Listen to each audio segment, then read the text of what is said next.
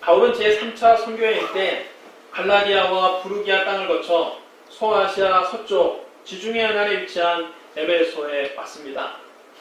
바울은 에베소에서 몇몇 제자들을 만났는데 그들의 신앙이 형편없었습니다. 그들은 구원의 확신도 분명치가 않았고 예배를 드려도 감격이 없고 기도해도 힘이 없었습니다. 그들의 얼굴에 기쁨이 전혀 없고 전도는 아예 생각조차 하지 않았습니다. 그래서 바울이 단도직입적으로 그들에게 물었습니다. 너희가 믿을 때에 성령을 받았느냐? 이 말을 들은 에베소 교인들은 눈이 휘둥그레지더니 대답했습니다. 우리는 성령이 있다는 것도 들어본 적이 없는데요. 성령에 대해 전혀 들어본 적이 없다는 말에 바울은 기가 막혔습니다. 그리고 그들의 신앙이 왜 그렇게 냉랭하고 무기력했는지 알 수 있게 되었습니다. 바울이 그래서 다시 물었습니다. 그러면 너희가 무슨 세례를 받았느냐? 그들은 대답했습니다. 우리는 요한의 세례를 받았는데요. 바울이 그들에게 말합니다. 요한이 회개의 세례를 베풀며 백성에게 말하되 내 뒤에 오시는 이를 믿으라 하였으니 이는 곧 예수라. 사도 바울의 설교를 들은 에베소 교인들은 주 예수의 이름으로 세례를 받았습니다. 바울이 그들의 머리 위에 손을 얹고 안수하자 성령님께서 그들에게 임하셨습니다. 그러자 그들도 방언을 말하고 예언하기 시작했습니다. 거기 모인 사람이 모두 12사람쯤 되었습니다. 에베소 교회의 시작은 이렇게 미약했습니다. 하지만 사도 바울이 그곳에서 약 3년 동안 복음을 전했을 때 놀라운 부흥이 일어났습니다. 첫째로 소아시아에 사는 사람들은 유대인이나 헬라인이나 다 주의 말씀을 듣게 되었습니다. 바울은 에베소에서도 먼저 유대인들에게 복음을 전했습니다. 그는 유대인의 회당에 들어가서 석 달 동안 담대하게 하나님 나라에 관해서 강론하고 권면했습니다. 그런 어떤 사람들은 마음이 굳어서 믿으려 하지 않고 오히려 온 회중 앞에서 바울의 가르침을 비난했습니다.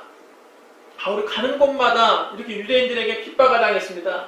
에베소에서도 유대인들의 공격이 시작된 것입니다. 바울은 자기 동족 유대인들을 단 한 사람이라도 더 전도하고 싶었지만 마음이 돌같이 굳어서 복음을 배척하는 사람들과는 더 이상 함께할 수 없었습니다. 그래서 바울은 그들을 떠나 믿는 사람들만 따로 데리고 나가서 두란노 서원에 가서 날마다 말씀을 가르쳤습니다. 두란노 서원은 두란노라고 하는 유명한 철학자가 세운 강당입니다. 본래 이곳은 헬라 철학을 강의하는 곳입니다. 배자 사본에 의하면 바울은 이곳에서 오전 11시부터 오후 4시까지 이 강당을 빌려서 날마다 복음을 가르쳤다고 합니다.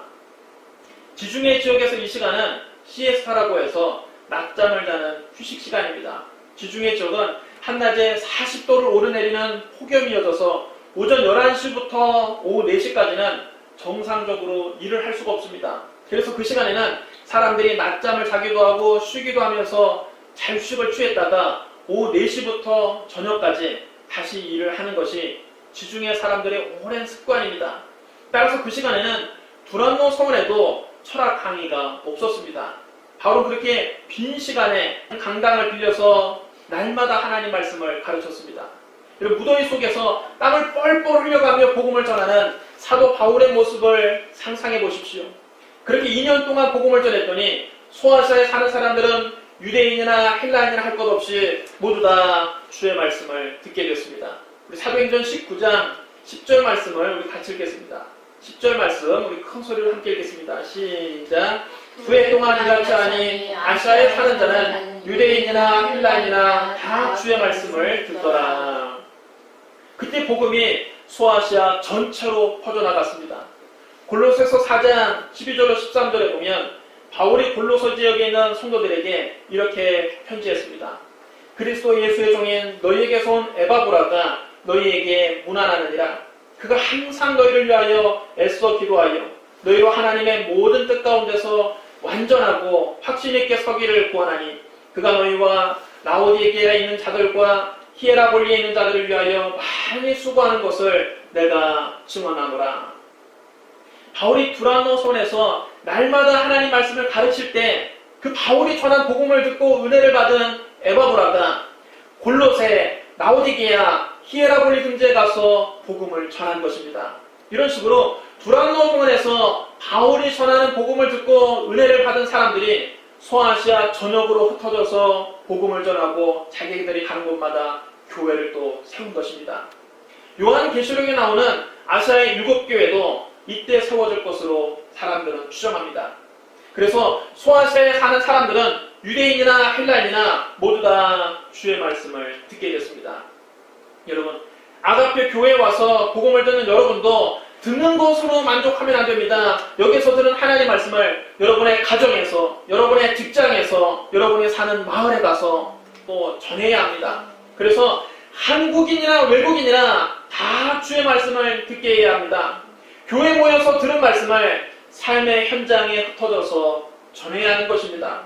모여서는 하나님의 말씀을 배우고 흩어져서는 하나님 말씀을 전하는 저와 여러분이 되시기를 주님의 이름으로 축원합니다. 둘째로 하나님께서 놀라운 능력을 행하게 하셨습니다. 당시에 많은 기적들이 일어났습니다. 심지어 사람들이 바울의 몸에서 손수건이나 앞치마를 가져다가 병든 사람에게 얹으면 그 병이 떠나고 악귀도 나가버렸습니다. 바울의 생업이 천막을 만드는 것이었기 때문에 짐승의 가죽으로 천막 만드는 작업을 할 때 바울이 앞치마를 두르고 작업을 했고 또 땀이 나면 손수건으로 땀을 닦기도 했습니다.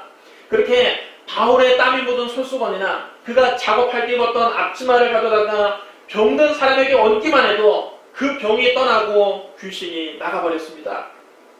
그럼 여기서 우리가 조심해야 될 것 한 가지 있습니다. 바울이 사용하던 손수건, 바울이 사용하던 앞치마를 가져다가 병든 사람에게 얹기만 해도 병이 낫고 귀신이 쫓겨나는 이런 놀라운 기적을 보면서 우리는 바울을 주목하게 됩니다. 바울을 새삼스럽게 다시 쳐다보게 됩니다. 이야, 정말 대단한 종이다. 얼마나 위대한 하나님의 종이면 이런 놀라운 기적이 일어날까? 얼마나 위대한 하나님의 종이면 그가 사용하던 손수건이나 앞치마만 병자에게 얹어도 병이 나아버릴까? 대단하다. 부지불식간에 바울을 높이게 됩니다. 그래서는 안 되는 것입니다. 바울을 주목하고 바울을 높이고 바울을 칭송하기보다 바울을 사용하시는 하나님을 주목하고 하나님을 높이고 하나님을 찬양해야 합니다. 우리 사도행전 19장 11절 말씀 우리 같이 읽겠습니다. 11절 말씀 우리 큰 소리로 같이 읽겠습니다. 시작. 하나님이 바울의 손으로 놀라운 능력을 행하게 하시니. 여러분 따라 전합니다. 하나님이 하시니. 하나님이 하시니. 하나님이 하시니. 하나님이 하시니. 여러분 바울에게 놀라운 능력이 있는 것이 아닙니다. 놀라운 능력은 하나님께 있는 겁니다. 하나님께서 바울을 통해 놀라운 능력을 행하게 하신 겁니다. 영어 성경에서는 이 말씀을 더 분명하게 표현하고 있습니다. God did extraordinary miracles through Paul. 하나님께서 놀라운 기적을 행하셨습니다. 바울을 통해서. 이런 놀라운 기적은 하나님께서 행하신 겁니다. 바울이 행한 것이 아닙니다. 하나님께서 바울을 통해서 행하신 겁니다. 그러면 여러분, 우리는 바울을 주목할 것이 아니라 하나님을 주목해야 됩니다. 바울을 높일 것이 아니라 우리 하나님을 높여야 합니다. 바울에게 영광을 돌릴 것이 아니라 하나님께 영광을 돌려야 합니다. 모든 영광은 하나님께 돌려야 합니다. 오늘날 오후 3시 기도 시간에 베드로와 요한이 성전에 올라가고 있었습니다. 그때 사람들이 나면서 못 걷게 된 사람을 메고 와서 미문이라고 하는 성전 문 앞에 앉혀놓았습니다. 그리고 그 성전에 올라가는 사람들에게, 기도하러 가는 사람들에게 구걸하도록 시킨 것입니다. 나면서 못 걷게 된 사람은 그 민문 앞에 앉아서 베드로와 요한이 기도하기 위해 성전에 올라가는 모습을 보고 그들 앞에서 구걸했습니다. 한 푼만 줍시오, 한 푼만 줍시오. 베드로가 그를 눈여겨보고 말했습니다. 우리를 보라. 그 못 걷는 사람은 그들에게서 뭔가를 좀 얻을까 싶어서 베드로와 요한을 많이 쳐다보았습니다. 이 사람들이 나에게 무엇을 줄 것인가? 금전을 주면 정말 대박이겠구나. 은전을 주면 정말 좋겠구나. 동전이라도 몇 푼 던져주겠지. 이렇게 잔뜩 기대를 하고 있었습니다. 그때 베드로가 그에게 말합니다. 은과 금은 내게 없거니와 내게 있는 이것을 내게 주노니 나사렛 예수 그리스도의 이름으로 일어나 걸으라. 그리고 그의 오른손을 잡아 일으켰습니다. 그러다 그는 즉시 그 발과 발목에 힘을 얻어서 벌떡 일어나 걷기 시작했습니다. 태어나서 단 한 번도 걸어본 적 없는 사람이 일어나 걷게 된 것입니다. 그는 자기도 너무 신기하고 기뻐서 걷기도 하고 뛰기도 하며 살아계신 하나님을 찬양했습니다. 그는 베드로와 요한을 따라서 성전에 함께 들어갔습니다. 그가 오랫동안 그 성전 미문 앞에 앉아서 날마다 구걸해 왔기 때문에 예루살렘 사람들은 다 그를 알아보았습니다. 그런데 그렇게 앉아서 평생 동안 구걸만 하던 사람이 걷기도 하고 뛰기도 하면서 하나님을 찬양하는 모습을 보고 사람들이 다 입이 떡 벌어졌습니다. 사람들이 그 놀라운 광경을 보고 베드로를 다시 쳐다보는 것입니다. 베드로를 경이로운 눈으로 쳐다보았습니다. 사람들이 베드로의 얼굴을 한 번 보기 위해서 그날 솔로몬의 행각이라는 곳에 인산인해로 몰려들었습니다. 그러나 베드로는 거기 모인 사람들에게 분명하게 말했습니다. 이스라엘 사람들은 이 일을 왜 놀랍게 여기느냐? 우리 개인의 권능과 경건으로 이 사람을 걷게 한 것처럼 왜 우리를 주목하느냐? 아브라함과 이삭과 야곱의 하나님, 곧 우리 조상의 하나님이 그의 종 예수를 영화롭게 하셨느니라. 너희가 그를 넘겨주고 빌라도가 놓아주기로 결의한 것을 너희가 그 앞에서 거부하였으니 너희가 거룩하고 의로운 일을 거부하고 도리어 살인한 사람을 놓아주기를 구하여 생명의 주를 죽였도다. 그러나 하나님이 죽은 자 가운데서 그를 살리셨으니 우리가 이 일의 증인이라. 그 이름을 믿음으로 그 이름이 너희가 보고하는 이 사람을 성하게 하였나니 예수로 말미암아 믿음이 너희 모든 사람 앞에서 이같이 완전히 낫게 하였느니라. 베드로는 솔로몬 행각에 자기를 보러 온 그 사람들에게 자기를 주목하지 말고 하나님이 죽은 자 가운데서 살리신 예수 그리스도를 바라보라고 설교했습니다. 그는 자기의 능력을 과시한 것이 아니라 십자가에서 죽으시고 부활하신 예수 그리스도만 자랑했습니다. 그는 자기 개인의 권능과 경건으로 이 사람을 걷게 한 것이 아니라 예수 그리스도의 이름으로 이 사람이 완전히 낫게 되었다고 담대하게 선언했습니다. 여러분, 오늘날도 마찬가지입니다. 현대인들은 유명한 목사를 쫓아다닙니다. 설교 잘하는 목사, 능력 있는 목사라고 소문나면 사람들이 그 교회에 구름대같이 모여듭니다. 그 목사 얼굴 한번 쳐다보려고 합니다. 손이라도 한번 만져보려고 합니다. 악수라도 한번 해보면 대단한 영광이라고 생각합니다. 그 목사님을 하나님처럼 떠받듭니다. 예수님을 제껴놓고 목사에게 주목하는 경향이 많이 있습니다. 그래서는 안 된다는 것입니다. 능력은 특정한 개인에게 있는 것이 아니라 하나님께 있는 겁니다. 우리는 목사를 주목하지 말고 예수 그리스도를 바라봐야 합니다. 우리를 위해서 십자가에서 죽으시고 우리를 위해서 부활하신 그 예수 그리스도를 주목해야 됩니다. 목사의 능력, 목사의 인품, 목사의 지명도를 자랑할 것이 아니라 십자가에서 죽으시고 부활하신 예수 그리스도만 자랑해야 됩니다. 우리의 자랑은 오직 예수 그리스도뿐입니다. 사도 바울도 에베소에 와서 몇몇 제자들을 만났을 때 그들에게 오직 예수 그리스도만 자랑합니다. 요한이 회개의 세를 베풀며 백성에게 말하되 내 뒤에 오시는 이를 믿으라 하였으니 이는 곧 예수라. 여러분 따라하랍니다. 이는 곧 예수라. 이는 곧 예수라. 바울의 메시지는 언제나 예수님께 집중되어 있습니다. 그렇게 많은 능력을 행하고 자기의 손수건만 병자에 던져도 사람들이 나왔지만 그는 자기 능력을 한 번도 자랑한 것이 아니라 예수를 믿으라는 것입니다. 예수님을 바라보라는 것입니다. 예수님을 높이라는 것입니다. 예수님께 모든 영광을 돌리고 예수님을 찬양하라는 것입니다. 그럼 여러분, 우리 아가페교회 식구들은 목사를 바라보지 말고 예수 그리스도를 바라보시기 바랍니다. 특정한 사람에 의존해서 신앙생활하지 말고 능력의 근원이신 하나님을 의지하시기 바랍니다. 모든 영광은 하나님께 돌리고 우리를 위해서 십자가에서 죽으시고 부활하신 예수님만 바라보는 저와 여러분이 되시기를 주님의 이름으로 축원합니다. 셋째로, 살아계신 주님을 믿게 된 사람들은 자복하고 회개했습니다. 하나님께서 바울을 통해서 놀라운 기적을 행하시자 이제 바울을 흉내내는 사람들까지 생겼습니다. 마법의 주문을 외워서 악귀를 쫓아낸다는 떠돌이 유대인들도 시험 삼아 주 예수의 이름으로 귀신을 쫓아내보려고 시도하곤 했습니다. 그들은 예수님을 구주로 믿지도 않으면서 예수의 이름 그 자체에 어떠한 신비한 능력이 있는지 한번 시험해 보려는 것입니다. 그들은 기독교를 또 하나의 샤머니즘이라고 생각하고 예수 이름을 팔아서 돈벌이를 하려는 자들이었습니다. 스게와라는 유대인의 제사장의 7 아들도 이런 짓을 했습니다. 그들은 악한 귀신 들린 자에게 시험 삼아 이렇게 말해보았습니다. 내가 바울이 접하는 예수를 의지하여 너에게 명하노라. 예수님을 잘 모르니까 내가 예수 이름으로 너에게 명하노라가 아니라 바울이 접하는 예수 이름으로 너에게 명하노니 귀신은 물러가라 이랬더니 악한 귀신이 그들에게 대답했습니다. 내가 예수도 알고 바울도 알거니와 너희는 도대체 누구냐? 그리고는 악한 귀신 들린 사람이 그들에게 달려들어 그들을 짓눌러 이기니 그들은 온몸에 상처를 입고 옷이 갈기갈기 다 찢겨서 벌거벗은 채로 그 집에서 도망쳤습니다. 스게와의 7 아들은 예수 이름을 함부로 사용했다가 오히려 큰 봉변을 당하고 말 것입니다. 귀신 여러분 알아보는 것입니다. 귀신이 귀신같이 합니다. 우리가 진짜 예수 믿는 사람인지 안 믿는 사람인지 우리 안에 예수가 있는지 없는지 귀신이 대본에 알아본 것입니다. 예수를 믿지도 않으면서 바울이 믿는 예수 이름으로 명한다고 하니까 귀신이 그들을 우습게 보고 달려들어서 오히려 봉변을 당하고 온몸에 상처를 입고 발가벗긴 채로 그 집에서 도망가는 망신을 당하고 만 것입니다.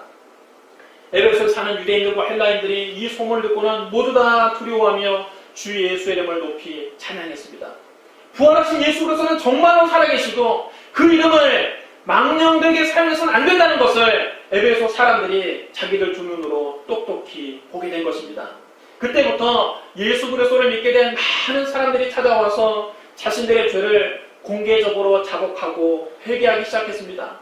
많은 마법사들도 자기들이 가지고 있는 마법책을 다 모아가지고 와서 사람들이 보는 앞에서 다 불로 태워버렸습니다. 살아계신 주님을 알게 되니까 주술은 다 쓸데없는 미신이라는 것을 스스로 깨닫는 것입니다. 지금까지 그들은 그 주문 외우면 귀신이 쫓겨나가는 줄 알았습니다. 그래서 마법책들을 보물로 생각하고 갑오로 생각하고 그 주문을 외워서 귀신을 쫓아내고 했는데 정말 예수님은 살아계시고 그 예수의 이름에 귀신이 떤다는 것을 알고서는 그들은 마법책들을 다 불로 태워버렸습니다. 그 책값을 계산해 보니까 은 5만이나 되었다고 오늘 성경은 기록합니다. 은 5만은 그리스 은화 5만 드라크마를 가리킵니다. 오늘날 화폐 가치로 환산한다면 약 50억 원이나 되는 엄청난 금액입니다. 그들은 살아계신 주님을 만나고 변화하여 새 사람 되기 위해서 엄청난 대가를 지불하고 지난날의 그 악한 습관들, 점치는 습관, 귀신에게 의존하는 습관, 주문을 외우는 습관, 주술에 의지하는 습관을 단호하게 끊어버린 것입니다. 입으로만 잘못했다고 말하고 실제 행동에 변화가 없는 것은 후회지 회개가 아닙니다. 회개는 반드시 삶의 변화가 뒤따라와야 합니다. 죄의 습관을 단호하게 끊어버려야 합니다. 은 5만을 불로 태워버린 한이 있더라도 죄의 습관은 가차없이 버려야 하는 것입니다. 이렇게 회개에 합당한 열매를 맺어야 진정한 회개입니다. 에베소 사람들이 다 주의 이름을 높이고 자발적으로 이렇게 회개하기 시작한 것입니다. 에베소에 진정한 부흥이 일어난 것입니다. 지금으로부터 꼭 110년 전인 1907년 1월 그 당시 우리 한국에 들어와 있는 선교사들은 부흥의 불길이 전국적으로 퍼져나가게 하기 위해서 매년 10년 초에 특별 집회를 갖기로 작정을 했습니다. 이 계획에 따라서 평양에서도 신년 특별 부흥 집회가 열렸습니다. 이 집회는 평양 장대원교회에서 열렸는데 약 1,500명이 모였습니다. 그러나 일주일 동안 그들이 모여서 열심히 말씀을 듣고 기도를 했는데도 아무런 변화가 일어나지 않고 아무런 역사도 나타나지 않았습니다. 어떤 선교사들은 이만하면 잊지마면 됐다고 이제 평상시로 돌아가자고 말하기도 했습니다. 그러던 중 주일 저녁 예배가 시작되었는데 평양 장대원교회 길선주 장로가 일어나서 자신의 죄를 공개적으로 자백했습니다. 여러분, 나는 아담과 같은 사람입니다. 나 때문에 하나님이 우리에게 축복을 주실 수가 없습니다. 약 1년 전에 내 친구 중 한 사람이 임종 때에 나를 자기 집으로 불러서 말하기를 길장로, 내가 이제 세상을 떠나지만 우리 집 살림을 좀 보살펴 주시오. 내 아내는 무식하고 무능하기 때문이라고 부탁을 했습니다. 나는 내가 잘 돌봐드릴 테니 염려하지 말라고 대답을 했습니다. 그러나 그 부인의 재산을 관리하던 중에 미화 100불 상당의 금액을 나는 사취했습니다.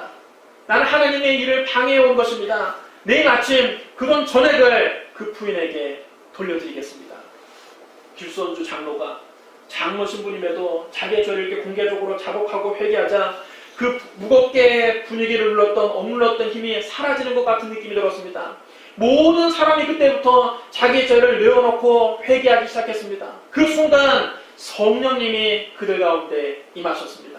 한 사람씩 일어나더니 자기 죄를 자복하고는 쓰러져서 울기 시작했습니다. 그들은 그 교회 마룻바닥에 뒹굴며 주먹으로 마룻바닥을 내려치면서 극심한 고통을 호소했습니다. 그 주일 저녁 예배가 오후 7시에 시작됐는데 새벽 2시가 돼도 끝나지 않았다고 합니다. 그들은 교회 안에서 통곡하면서 하나님께 자기들의 죄를 자복하고 그 죄로 말미암아 있었던 고통을 호소하면서 하나님께 용서해달라고 간구했습니다. 1907년 평양 대부흥운동은 이렇게 회개로부터 시작되었습니다.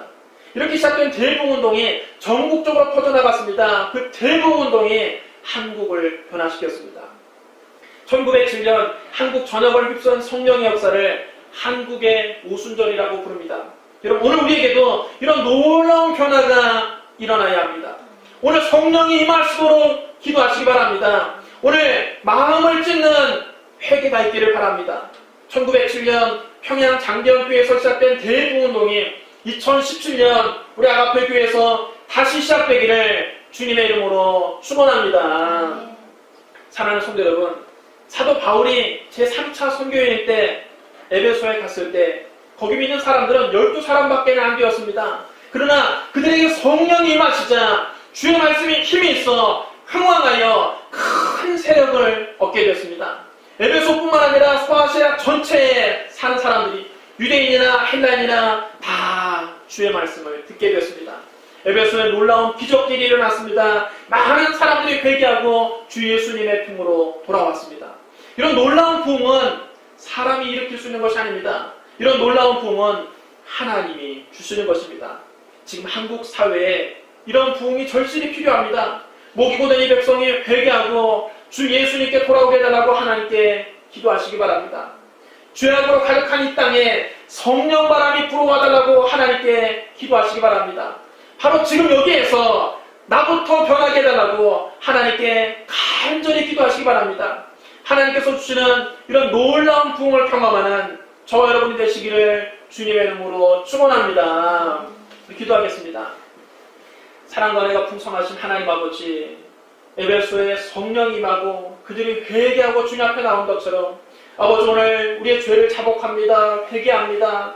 성령이 우리 가운데 충만히 임하여 주시옵소서. 에베소에 충만히 마신 성령이여 우리 가운데 충만히 마셔서 우리 삶을 변화시켜 주시고 우리 마음을 새롭게 하시고 예수님 앞에 더 가까이, 하나님 앞에 더 가까이 날마다 나아가게 하여 주시옵소서. 아버지, 이 시간 성령님을 간절히 사모합니다. 사모하는 심령에 충만히 임하여 주시옵소서. 예수님 이름으로 감사하며 기도드리옵나이다. 아멘.